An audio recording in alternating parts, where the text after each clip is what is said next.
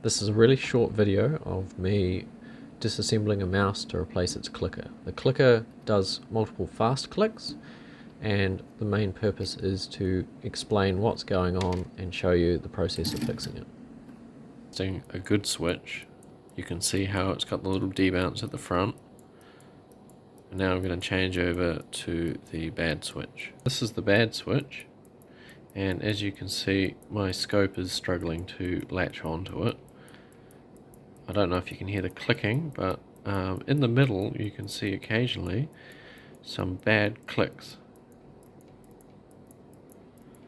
where it's fallen back down to a unknown logic state. There's some good ones.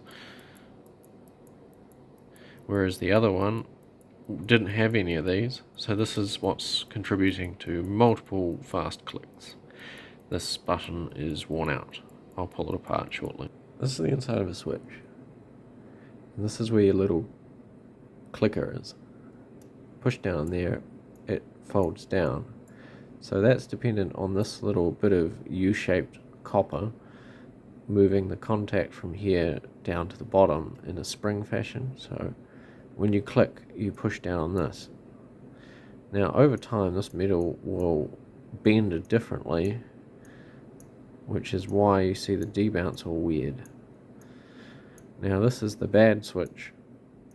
I might pull apart the good one. It seems easy enough to get them back together.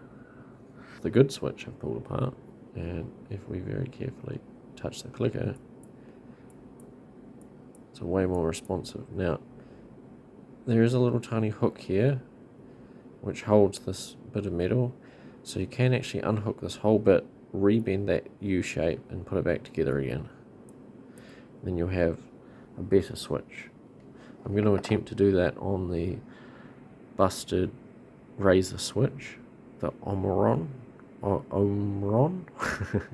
Good look at that little tiny bit of copper I was talking about, the little U-bend. So that's where it gets its spring from.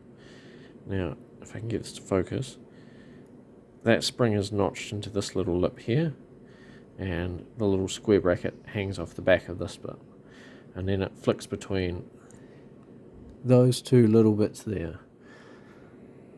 I've put this back together again after bending the little U-bend. It was a lot more difficult to put back together than what I thought. If I do this now, it feels so much more springy. I'm not sure if that's noticeable at all, but it is. I'll show the results on the oscilloscope next. This is the results of me rebending the little clicker. It is now perfectly reasonable. I do expect it to get bad again over time, but this would be a valid fix for anyone who has time and patience and a single pair of tweezers.